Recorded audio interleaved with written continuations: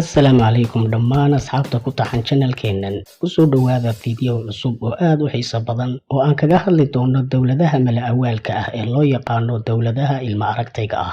Balse intaanaan gudagelin mowduuceenna, yaynaan ka caajisin in aan hal mar ku wada sallino nabigeenna Muxamed ah calayhi afdalu salaatu wassalaam.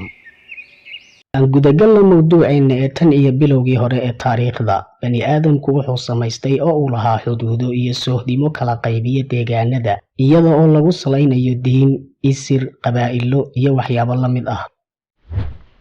adduunkuna wuxuu ka koobnaa oo ilaa imikana jira dowlado, boqortooyooyin, imbiraatoorado, wadamo waaweyn, wadamo yaryar iyo dabcan wadamo ilma aragtay ah. wadamada ilma aragtayga ah ama microscopic nations markaan leenahay dabcan ma aha wadamo ay degaan jeermiska iyo bakteeriyadu, balse waa kuwo aad ugu dhow in lagu magacaabo sidaas.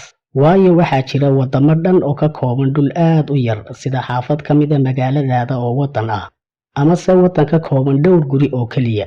sidoo kale yaynaan ku qaldin wadamada loo yaqaano microstates oo ah wadamada uu badkoodu yar yahay laakiin haysta aqoonsiyo caalami ah sida wadamada Andorra, Monaco iyo Faatikaanka. halka wadamada ilma aragtayga ahi ay yihiin wadamo mala-awaal ah oo ay dad shakhsiyaad ahi iska samaysteen oo walow yaanay haysanin aqoonsi wadannimo ee u dhaqma sidii nidaam waddan ahaaneed oo loo yaqaano micronations. haddaba daawade, waxaan muuqaalkan kaga warramaynaa qaar ka mid ah wadamadaas oo aan hubo in badan oo inaga mid ahi aanay weligoodba maqal. aan soo qaadanno micronationka koowaad ee waa jamhuuriyadda loo yaqaano Malaysia. jamhuuriyadda Malaysia waxa ay ku taallaa Maraykanka. waxaa aas-aasay nin ka mid ahaan jiray ciidamada Maraykanka oo lagu magacaabo Kevin Bath sanadkii 1977. waxaa ku nool 27 muwaadin oo Malooshiyiin ah oo ka kooban xubnaha qoyskiisa iyo shaqaalaha guriga.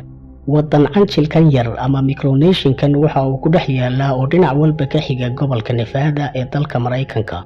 xuduudihiisuna waa guriga madaxweynaha iyo 2 beerood oo hore iyo gadaal ka xiga gurigiisa iyo dhul bannaan oo ku dhow oo ay ku tiriyaan inuu yahay dhul ay gumaystaan. guud ahaanna cabirka waddanku waa nus kiiloomitir isku wareega. luuqadda rasmiga ah ee waddanku waa Ingiriisi, halka luuqadda labaad loo yaqaano luuqadda Esperanto, taas oo ah af shimbireed waddankaas oo keli ah lagaga hadlo. madaxweynaha waddanku waa ninka aas-aasay oo ah Kevin Bath oo isku tilmaamay inuu yahay keligii taliye, isaga oo inta badanna ku labisan dirayska ciidamada oo ay ka buuxaan billado iyo xidigo fara badani. waxa kale oo uu qarankani leeyahay calan u gaar ah, wasaarado, lacag u gaar ah oo ka kooban mid warqad ah oo uu ku sawiran yahay sawirka madaxweynuhu iyo mid qadaadiic ah. waxa kale oo uu leeyahay custom oo marka aad waddanka gelayso waa in baasaboorka lagu shaambadeeyo iyada oo uu shaqadaas qabanayo isla madaxweynuhu. sidoo kale waxaa jira ciidan ka kooban 3 askari oo inamadiisa ah iyo dhowr ay, kuwaas oo leh astaan ciidan oo u gaar ah. waxyaabaha qosol kale waxaa ka mid ah in madaxweyne Bath iclaamiyey sanadkii 2008 in ay xiriirka u jareen dagaalna kula jiraan waddan la odhan jiray Jarmalka Bari oo burburay 1990kii haatanna aan jirin, isaga oo ku saleeyey in waqtigii uu ka tirsanaa ciidamada Maraykanka ee uu ku sugnaa Jarmalka Galbeed ay dhaqdhaqaaqyada ciidamadoodu hurdada ka salalin jireen. sidoo kale dhanka sportiska oo uu waddankani qabanqaabiyey martigeliyeyna tartan Olympics ah oo loo qabtay wadamada ilma aragtayga ah ee caalamka oo qaarkoodna aan warbixintan kaga warrami doono. haddaba si kasta oo Kevin Bath gurigiisan iyo reerkiisan u dhaqo sidii waddan oo uu samaystay dhammaan nidaamyadii dowladnimo, haddana dowladda Maraykanku uma aragto inuu leeyahay wax dhib ah oo u baahan in la farageliyo, maadaama uu bixiyo cashuurta ku waajibtay dhulkiisan, taas oo isaga iyo waddankiisu ku sheegaan deeq ay siinayaan waddan jaar ah oo saaxiibtinimo ka dhaxayso. isaga oo mar waraysi ku yidhi, yaa og mustaqbalka in Maraykanku burburi doono, isaga oo waddankaygan yari ah mid caadi ahaan u jira. haddaba sirta meesha ku jirta ee waddankan yar ayaa ah in ay sannad kasta soo booqdaan dalxiisayaal badan oo ay uga soo xarooto dhaqaalaha uu ku nool yahay, isla markaana uu ku kala wado hawshan. nin fantastic ah oo caqli keenay iga dhe. micronationka labaad waa boqortooyada Hood River ama Hood Principality. daawade, ma leedahay beer ama dhul aad u ballaaran? haddii jawaabtu tahay haa, halkii aad kaga beeri lahayd khudaar iyo midho ama aad digaag ku dhaqi lahayd, ka dhig dal ama waddan. haa, waa sida uu sameeyey Leonard Castle ama sida uu isagu isku magacaabo Prince Leonard. kadib markii uu sanadkii 1970kii beertiisa oo cabirkeedu yahay 75 kilomitir oo isku wareeg ah kuna taalo koonfur galbeed Australia ka goostay oo uu madax bannaanidiisa ka qaatay dalka Australia una bixiyay imaaradda Hood River isaga oo ka biyadiiday sharci ay dawladdu soo saartay oo jaangoynayay in ay beeralaydu soo saari karaan xaddi go'an oo dalagga qamadida ah ama waxa loo yaqaano production quota. Leonard iyo kalkaaliyaashiisuna waxay ka shaqeeyeen sidii ay u samayn lahaayeen qaabkii iyo haybadii dawladnimo iyaga oo sameeyay calan u gaar ah lacag lagu magacaabo Hood River dollar. sidoo kale waxa ay daabaceen baasaboorradii waddanka lagu geli lahaa isla markaana waxa ay ku dhawaaqeen oo ay joornaalada ku soo qoreen dagaal kala dhaxeeya dalka Australia sanadkii 1971kii.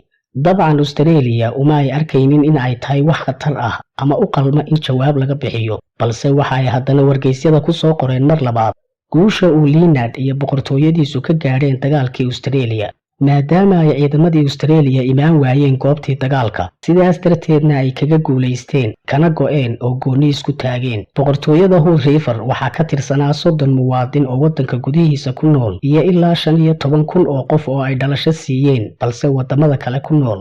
Leonard wuxuu isku dayay inuu aqoonsi ka helo qaramada midoobay ama waddan ka mid ah wadamada caalamka isaga oo xiriir la sameeyay ilaa 13 xafiis arrimo dibadeed oo ay leeyihiin 10 waddan oo Mareykanka iyo Faransiisku ku jiraan, laakiin ma uusan helin cid u aqoonsata isaga iyo webiga Hood in ay yihiin noole u qalma nolosha, waa sida uu hadalka u dhigay. Leonard wuxuu xilka ka degay dabayaaqadii sanadkii 2019 kadib markii uu kursiga ku fadhiyay 50 sano isaga oo ku wareejiyay wiilkiisii Prince Jeremy Castle isaga oo dhowr bilood kadibna geeriyooday.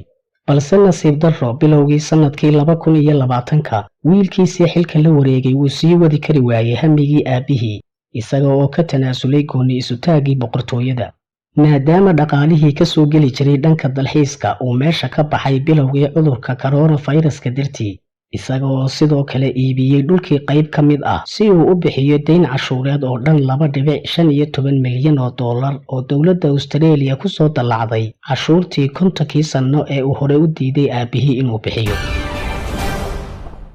waddan canjilka saddexaad waa imaaradda Sealand, waa jasiirad samays ah oo ku taalla badda waqooyi ee boqortooyada Ingiriiska. waxa uu aasaasay dawlad ahaan nin lagu magacaabo Barry Roy Bates bishii Sebtembar 1968. tirada dadka waddanku waa 8 qof oo keliya, cabirkiisuna waa 550 mitir oo keliya.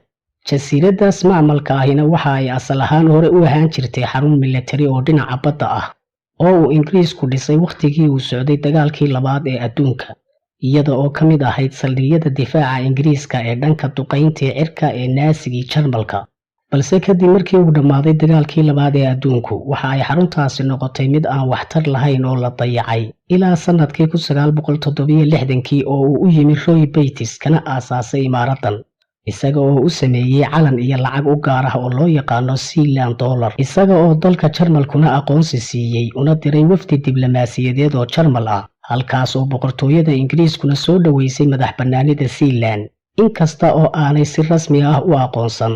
balse sanadkii 2006 Sealand waxa ka kacay dab ka dhashay cillad koronto iyadoo sanadkii xigay ee 2007 uu Bates u soo bandhigay iib sidaasna uu ku iibiyey kuna xiray imaaradii mala-awaalka ahayd. Micronesia afraad waa Seborga, waa magaalo Talyaani ah oo ku taalla gobolka Liguria ee ku dhow xuduudda Faransiiska. horaantii 60meedyadii qarnigii la soo dhaafay ayaa nin lagu magacaabo Giorgio Carboni uu bilaabay inuu horkaco olole xorriyadoon ah oo ay kaga go'ayaan Talyaaniga. arrinta qosolka badanina waxa ay tahay in Giorgio uusan ahayn siyaasi, taliye ama duqa magaalada, balse waxa uu ahaa oo keliya madaxa ururada beeralayda ubaxa. wuxuuna dalbaday madax bannaani sababta oo ah waxa uu ogaaday in magaca magaaladani aanu meelna kaga jirin dukumentiyada diblomaasiyadeed iyo heshiisyada Talyaaniga ah ee 1000 sano ee la soo dhaafay. sidaas darteedna ay isaga iyo dadka ku nool magaaladaasi dareemeen in la takooray waxayna dalbadeen madax bannaani, laakiin ma aysan qaadin tallaabo culus oo ay ku helayaan xorriyadda ilaa iyo hadda, balse waa magaalo beereed ay dadkeedu u dhaqmaan sidii nidaam waddan ahaaneed. ugu dambayntiina daawade haddii aad maalin u dareento caajis oo aad garan weydo wax aad qabato waxaad isugu yeedhi kartaa dadka xaafadaada oo waxaad ugu dhawaaqi kartaa gooni isutaagga xaafadda aad degan tihiin waanan hubaa inaad heli doontaan baahiyaadka dowladnimo ee dowladdiinna cusub tusaale ahaan dukaanka raashinka ee xaafadda waxaad u magacaabi kartaa wasaaradda maaliyadda iyo dhaqaalaha halka farmasiga xaafadduna noqonayo wasaaradda caafimaadka sidoo kale rugta booliska ee xaafaddana waxaad u aqoonsan kartaan wasaaradda arrimaha gudaha balse yaa og waddankaas yar ee ilma aragtayga ah ama micronationka ahi inuu cadaalad dhaami doono waddamada caadiga ah ee hadda jira kadibna uu ballaaran karo kana mid noqon karo mid ka mid ah imbiraadoriyadaha ugu awoodda badan mustaqbalka